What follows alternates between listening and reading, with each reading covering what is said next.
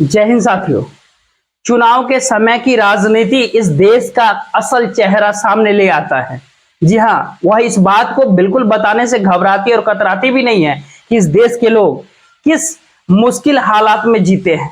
तो उनके हाथों में जो चंद रुपए कैसे थमाए जाए, कैसे रियायत दी जाए, कैसे सुविधाएं दी जाए, इस सब कुछ खुले तौर पर आमतौर पर देखने को मिल जाता है। हर कोई ऐलान के साथ यह बताने भी लगता है। दूसरी तरफ यही राजनीति इस देश की भीतर की जो राम राज्य भी लाने का ऐलान चुनाव के समय ही करती है। यानी कि परिस्थिति देश के कितनी भी नाजुक क्यों ना हो, एक क्षण के लिए, जरा एक पल के लिए आप इसे समझने का जो प्रयास कीजिए तो हिंदी पट्टी, हिंदी क्षेत्र के 3 राज्य मध्य प्रदेश, राजस्थान और छत्तीसगढ़, इन तीनों राज्य में जहां जितनी भी सीटें सुरक्षित है, इस शेड्यूल कास्ट का हो, शेड्यूल ट्राइब्स के तहत यानी आदिवासी और दलितों के तहत जरिए उन सीटों पे जो जीत गया ना, वो सत्ता उसी की होगी। यह उन तीनों राज्यों का सच है। और दूसरी तरफ का सच यह भी है कि जिस राम राज्य का इन तमाम जगहों पर लाने का प्रयास जो वादों के जरिए हो, या फिर दिखाते हुए हो, या फिर आंखों में चकाचौंध भरी रोशनी पैदा करते हुए किया जाता है, वो भी इन 3 राज्यों के, तीनों गरीब राज्यों के बीच की कुछ दीवार सपने की तरह इस राजनीति को उभार ही देती है। और जिस परिस्थिति ने इन 3 राज्यों के भीतर की है विधानसभा चुनाव को लेकर के, वह डराने वाली इसलिए भी है कि हर दूसरा शख्स इस देश के न्यूनतम परिस्थितियों में से जी रहा है। जी हाँ, यह पहली बार ऐसा है कि इस देश के भीतर में एक तरफ राम राज्य की भी परिस्थितियां हैं और दूसरी तरफ उस बदहाली और कंगाली और उसका भी सुरूर है। लेकिन जो कांग्रेस का नेता जो आज प्रियंका गांधी ने कर ही दिया, जो कल तक वोटरों को कुछ राहत रियायत दी जाती थी और कहा जाता था कि सत्ता में आएंगे तो यह आपको दिया जाएगा क्योंकि वह वोटर है। पहली बार ऐसा हुआ कि प्रियंका गांधी वाड्रा ने जो ऐलान किया वह वोटरों को लेकर के नहीं, बल्कि वोटरों के बच्चों को लेकर के है, जो कि पहली क्लास में पढ़ता है, दूसरी में पढ़ता है, 5वीं 6वीं में पढ़ता है। उनको भी पैसे दिए जाएंगे पढ़ाई के लिए। जी, जो 5वीं के बाद 8वीं तक पढ़ते हैं उनको कुछ पैसा और ज्यादा बढ़ा दिया जाएगा। जो 8वीं से 10वीं, 10वीं से 12वीं तक, उनको भी पैसा और बढ़ा दिया जाएगा। यानी सवाल सिर्फ वोटरों तक का ही नहीं है, इस देश का उस सच का है जो कमोवेश इन 3 राज्यों के अंदर मध्य प्रदेश, छत्तीसगढ़ और राजस्थान के भीतर गरीबी और मुफलिसी में जीते हुए जो परिवार है, जो जिंदगी जीने का कोई दूसरा रास्ता नहीं उस परिवार के पास, तो चुनाव ने उसे सच को पहली बार उसके सामने ला करके खड़ा कर दिया है। लेकिन पहले जरा आप सुनिए प्रियंका गांधी वाड्रा ने बच्चों को लेकर के क्या कहा। कि कांग्रेस सरकार में जो ये पढ़ो और पढ़ाओ योजना है, इसके तहत कक्षा 1 से कक्षा 8 तक 500 रुपए हर महीने मिलेंगे। 9 से 10 तक हर बच्चे को हर महीने 1000 रुपए मिलेंगे और 11 से 12 कक्षा में हर बच्चे को 1500 रुपए हर। जरा सोच रहे होंगे कि इतनी बुरी हालत इस देश के भीतर में अंदर में हो चली है। जी हाँ, जहां पर बच्चे पढ़ नहीं पाते क्योंकि उनके पास पैसा ही नहीं है। तो हमारा इसका इंफ्रास्ट्रक्चर इन 3 राज्यों के भीतर का जो शिक्षा को लेकर के कितना बदहाल है, यह भी बिल्कुल आपको बताएंगे। लेकिन इससे पहले एक दूसरा पहलू देख लीजिए इसका, कि यह रूप इसलिए भी बड़ा महत्वपूर्ण है क्योंकि 2 दिन पहले ही मध्य प्रदेश के भीतर मुख्यमंत्री शिवराज सिंह चौहान ने हरिद्वार और ऋषिकेश की यात्रा पर चले गए। जी, 2 दिन वहां पर उन्होंने समय गुजारे। उसके बाद वहां पर से मैसेज उनके अपने राज्य में क्या पहुंचा यह जरूरी नहीं है। लेकिन आज प्रधानमंत्री नरेंद्र मोदी जिन जगहों पे गए, वो कैलाश व्यू पॉइंट यानी कैलाश पर्वत आप देख सकते, जो प्रधानमंत्री वहां पहुंचे थे, कल पूजा पाठ किए थे, डमरू बजाया, वहां शंख बजाया। और पिथौरागढ़ के कैलाश व्यू पॉइंट से जो जगह है जहां पर कोई आम शख्स जा नहीं पाता, वहां पर प्रधानमंत्री नरेंद्र मोदी कल पहुंचे थे। ये आप कल देखे भी होंगे सोशल मीडिया के अन्य प्लेटफॉर्म पे निश्चित रूप से। और ये बिल्कुल वहां की तस्वीर जो प्रधानमंत्री अपने ट्विटर हैंडल से इसको ट्वीट जो किया, तो लगता है कि उस तस्वीर को हर कोई देखा होगा लगभग। और कैलाश पर्वत के ठीक सामने प्रधानमंत्री की जो फोटो थे, जो चुनावी यात्रा कल से जो शुरू हुई थी, वही 3 राज्यों में खास तौर पे जो हिंदी पट्टी, हिंदी क्षेत्र है, जहां का जिक्र हम आज आपके साथ कर रहे हैं। लेकिन उन जगहों की असल परिस्थिति बतलाए और इसका जो जिक्र करें आपके साथ कि दरअसल राजनीतिक तौर पर तो कोई नेता मायने ही नहीं रखता, चाहे वो राहुल गांधी क्यों ना हो, चाहे अशोक गहलोत हो, या चाहे बघेल ही भूपेश बघेल हो, चाहे कमलनाथ सिंधिया हो, तो मतलब उतना ही नहीं है, इस देश के उन लोगों का भी है जिनका मानस पटल पर ही बच्चा इस स्कूल पहुंच जाए, यह अपने आप में बहुत बड़ी बात होती है। बच्चे के साथ इस देश के सांस्कृतिक महत्ता को ही हिंदुत्व के आश्रय कैसे अपने साथ खड़ा कर लिया जाए, यह भी बड़ी महत्वपूर्ण बना दिया जाता है।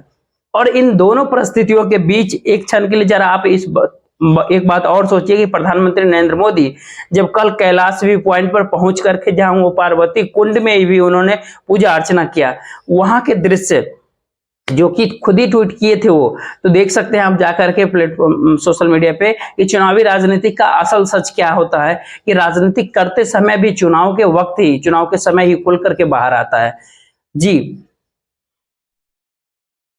तो ऐसे में आप समझ चुके होंगे कि मध्य प्रदेश, राजस्थान और छत्तीसगढ़ के बीच तीनों हिंदी पट्टी क्षेत्र के बीच जो विधानसभा चुनाव होने वाला है, ठीक है। हालांकि 5 राज्यों के विधानसभा चुनाव होने वाले हैं, तो इन 3 राज्यों में ऐसा क्या महत्वपूर्ण है जो कि वादे पे वादे किए जा रहा है, असर तो इससे पड़ता है।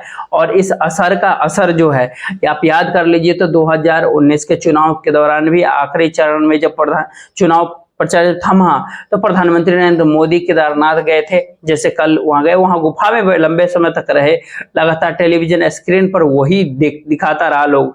और उसका असर यह भी हुआ कि पूर्वी उत्तर प्रदेश की सारी सीटें कमोबेश जो है सो लगभग 99% सीटें भाजपा ही जीती, ठीक है। असर पड़ता है, उसी का असर यह भी हुआ कि शिवराज सिंह चौहान ने भी अपनी तस्वीर जो उन्होंने इस समय ऋषिकेश में गंगा किनारे बैठ करके ट्वीट कर दिए, उस तस्वीर में भी कुछ वैसी ही परिस्थिति थी जो असर तो पड़ना ही चाहिए।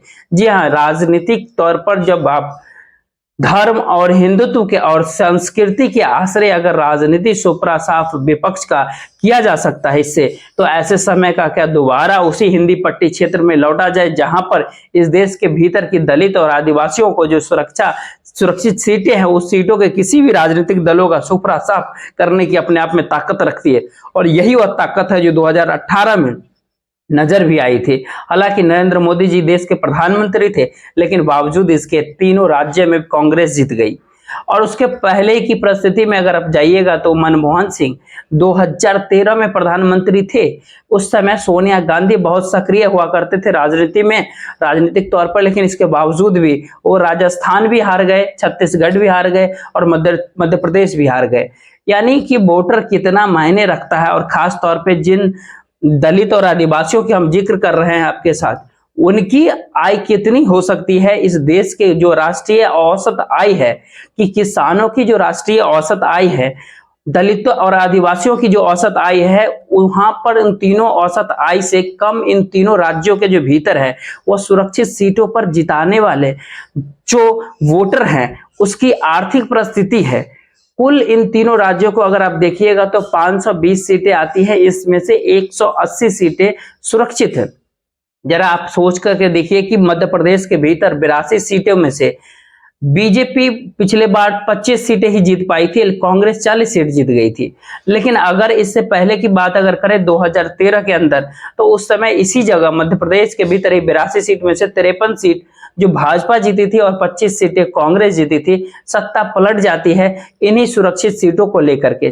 जरा आप देखिए, यह बहुत मायने रखता है। मायने सिर्फ मध्य प्रदेश के भीतर ही नहीं, राजस्थान के भीतर भी जाइएगा तो 59 सीटें हैं, सुरक्षित सीट है। इसमें से भाजपा 21 सीट जीत पाती है तो कांग्रेस 34 सीट जीत जाती है। छत्तीसगढ़ के 39 सुरक्षित सीटों में से भाजपा सिर्फ 6 सीट जीत पाती है, इसीलिए उसका यह आंकड़ा 15 भी पार नहीं कर पाता है राज्य के भीतर में। लेकिन कांग्रेस 31 सीट जीत जाती है और 65 के साथ वो आगे बढ़ जाती है, 68 सीट तक वो जीत जाती है। लेकिन मैसेज इससे बिल्कुल संदेश क्या जाता है? मैसेज ये आ जाता है पहला कि इन जगहों का जो लोगों का जो लगातार धोखा जो दिया गया, सत्ता किसी की बने, राजनीतिक दल हमेशा राजनीतिक तौर पे जो वादे इनके अनुकूल करते हैं, इनको पैरों पर कभी खड़े होने दिया ही नहीं जाता है। खनन के नाम पे आदिवासियों के जमीन छीनी गई, जंगल छीन लिए गए, विकास के नाम पर दलितों के हाथ में जो इस समय कटोरा थमा दिया गया, क्योंकि गरीब और गरीब होते चले गए और इस जगह पे जो भी धंधा करने आया व्यक्ति वो और रईस होते चला गया धीरे धीरे। यानी खनिज संसाधनों के लूट इन इलाकों में बिल्कुल बखूबी हुई। इन तीनों जगह की बात कर रहे हैं हम।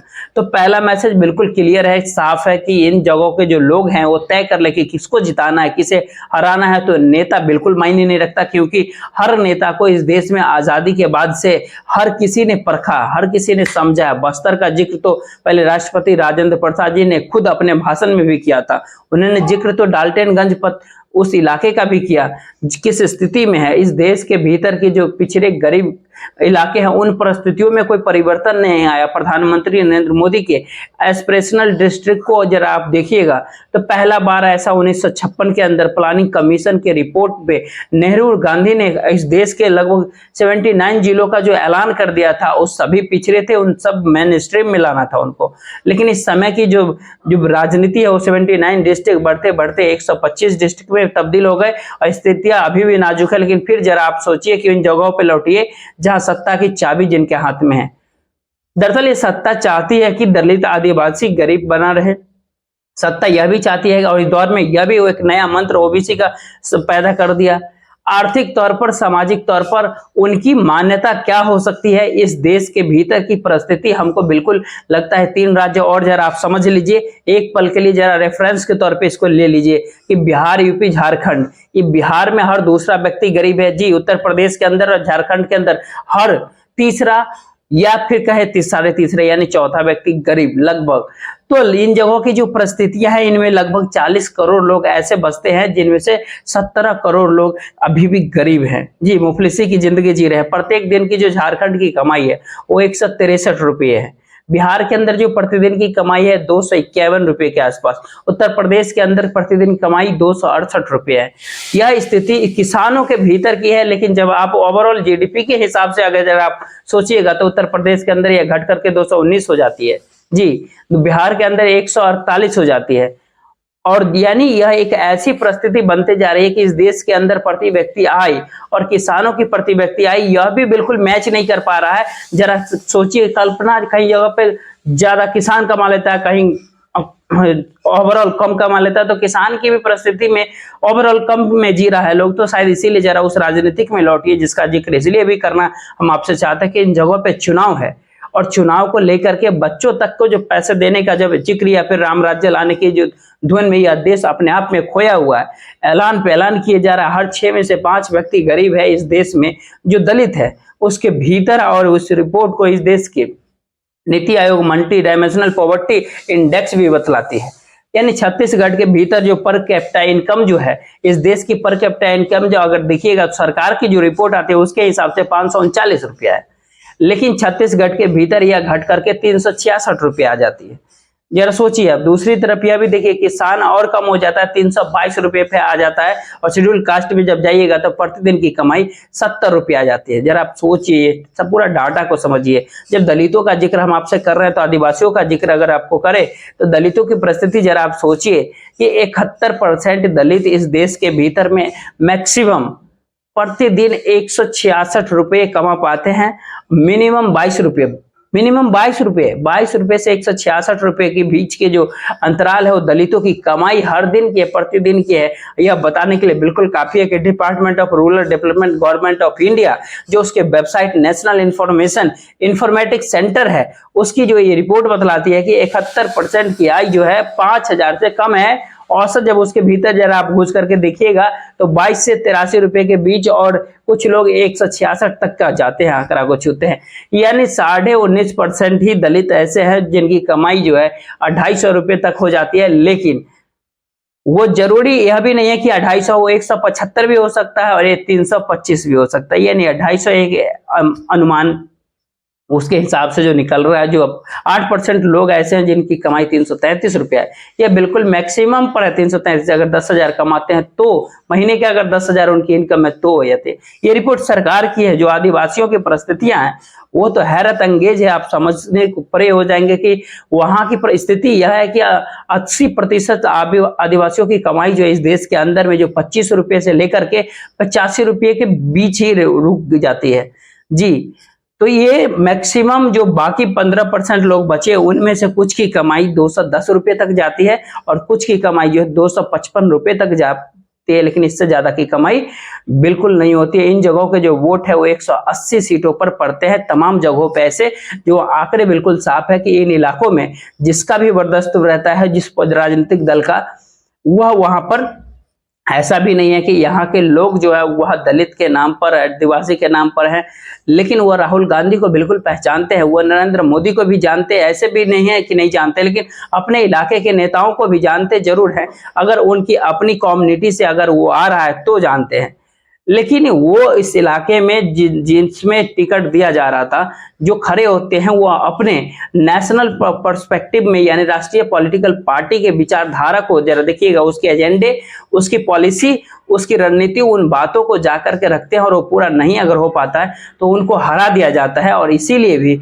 इन जगहों पर लगातार परिवर्तन होते रहता है और सिर्फ 7% ही ऐसे उम्मीदवार होते हैं जो दोबारा जीत पाते हैं, नहीं तो बिल्कुल नहीं जीत पाते हैं। 93% की नहीं जीत पाते।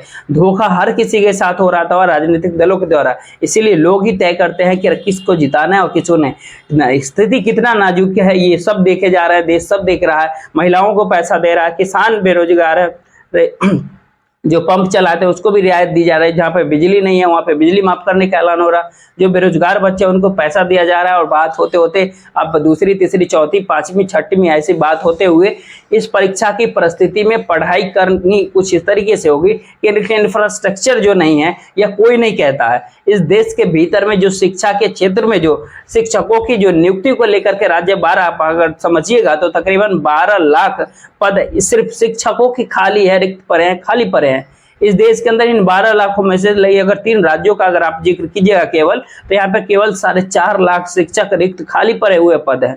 जी बिल्कुल, इतने बड़ी तादाद में हम उसको नहीं बढ़ेंगे, हम इंफ्रास्ट्रक्चर को नहीं बढ़ाएंगे, लेकिन हम राम राज्य का जिक्र भी करेंगे और हम राहत रियायत और लुभावनेपन वादे भी करेंगे और लोगों को बताएंगे। इस स्थिति में इस देश के भीतर के यह चुनाव रेंग रहा है, लेकिन राजनीतिक दल को देखिए जरा सोच, अगर इस बात का जिक्र हम इसके आगे अगर करें 2013 के अंदर, अगर राजस्थान के भीतर में अगर उस समय अगर सरकार हुआ करती थी तो गहलोत साहब थे, अशोक गहलोत तो चुनाव हार गए, जबकि कांग्रेस नीतियां, पॉलिसियां, रणनीतियां अगर 2013 के अंदर का देखिएगा तो किसान के हक कितनी थी, दलितों के साथ खड़ी हुई, आदिवासियों के जिक्र कर रही थी, लेकिन बावजूद इसके वहां पर वसुंधरा राजे जी जीतती है और मुख्यमंत्री बन जाती है, यानी भाजपा जीत रही है। तो 2018 के अंदर प्रधानमंत्री मोदी का यही काम चल रहा था, दलितों को लेकर के, आदिवासियों को लेकर के, पिछड़ों, अति पिछड़ों, गरीबों को लेकर के, मुफलिसी में जीने वाली जिंदगी जो थे, जितने लोग थे उनको लेकर के।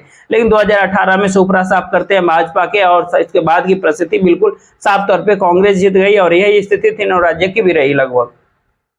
प्रधानमंत्री नरेंद्र मोदी तक का असर नहीं पड़ता है कि वो जिस जिंदगी को जी रहे हैं, जिस माहौल में वो मुफलिसी में जी रहे हैं, जो रोज के जद्दोजहद कर रहे हैं, उसमें उनको क्या राहत और रियायत दिया जाए। उनको जो भी उनका मुखिया अपने तौर पर जहां पर उम्मीदवार होता है वो मैसेज बिल्कुल कन्वे कर दे कि हम आ जाएंगे तो हमारी पार्टी ये कह रही है, हमारी पार्टी ये दे देगी, वो दे देगी, सब तमाम तरह की फलाना ढिमका करते रहते, लेकिन सब बात इसी में उलझ करके रह जाती। सवाल उसके आगे के जरा आप सोचिएगा कि इस देश के भीतर की जो अगर तमाम ऐसे स्थितियों परिस्थितियों का अगर समझना, परिस्थितियों को परखना शुरू कीजिएगा, किन हालातों में इस देश जी रही है। 2024 के लोकसभा चुनाव के अंदर बढ़ते हुए जो कदम प्रधानमंत्री पीएम मोदी के जो बढ़ रहे हैं, वो सच यह है कि वाकई में ओबीसी भी अगर उसी दलित और आदिवासियों को समकक्ष, अगर जो कमजोर तबका है वहां के ओबीसी का, वो अगर वह भी जुड़ जाए तो भी इस देश के भीतर के में 60-65% लोग जो है उस गरीबी की परिस्थितियों में जी रहे होंगे, जहां पर उनके लिए महत्वपूर्ण हो जाएगा अगर उन्होंने खुद के बारे में और राजनीतिक दलों के ऐलानों के बारे में सोचना शुरू कर दिया।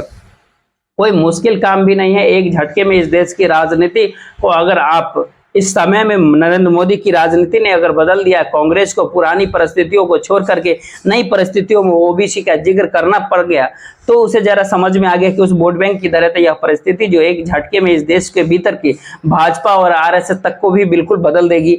ऐसी स्थिति उत्तर प्रदेश के भीतर योगी आदित्यनाथ की चाहे सियासत हो या देश के भीतर प्रधानमंत्री नरेंद्र मोदी की राजनीति क्यों ना हो, आरएसएस के इन दोनों के लिए कैडर के तौर पे खरा काम करना हो या खड़े रहना हो, अपने आप के सामाजिक सांस्कृतिक संगठन से हट करके पॉलिटिकल कैडर के तौर पर स्वयं सेवकों को अलग अलग क्षेत्रों में अलग अलग राज्यों में अगर दौराना हो रहा हो, तमाम परिस्थिति एक झटके के भीतर इस देश में सब कुछ बदल जाएगा।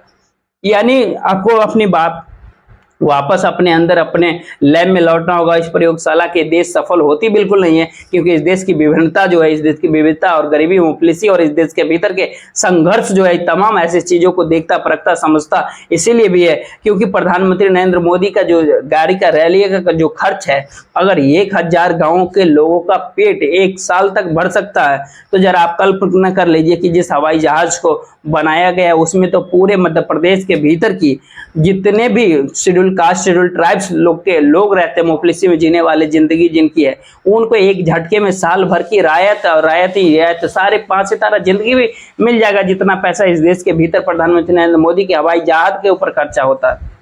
ठीक है, ऐसा नहीं तमाम दलों के नेता इस तरह की खर्चा करते हैं जब सत्ता में होते हैं तो, लेकिन ठीक है, इस चीज को देखना चाहिए। मुफलिसी में जीने वाले जिंदगी जो है उसे कैसे एक मुख्यधारा में लौटाना चाहिए। ये बच्चों के शिक्षा के लिए उनके पैसा माता पिता को देना चाहती है गवर्नमेंट, और सच क्या है, इंफ्रास्ट्रक्चर को डेवलप नहीं करना और ये लुभावनेपन वादे करना, ये सिंचाई की व्यवस्था है न बिजली की सुविधा होती है, न घर की जल्दी व्यवस्था होती है, न शिक्षा की व्यवस्था होती है, न स्वास्थ्य की अच्छी व्यवस्था होती है, न ही महिलाओं को देख करके किसी तरह की रियायत की व्यवस्था है, और सभी क्षेत्र में जो न बेरोजगारों को नौकरी दे पाने की स्थिति में है। फिर इस सभी क्षेत्रों में पैसा बांट करके राहत और रियायत का जिक्र करके और इस देश के राम राज्य लाने की परिस्थिति में इस जूझता हुआ चुनाव शायद इस देश के साथ इससे बड़ा मजाक और इससे बड़ी त्रासदी कुछ है हो ही नहीं सकती राजनीतिक दृष्टिकोण से। जो देखिएगा, इस वीडियो में इतना ही।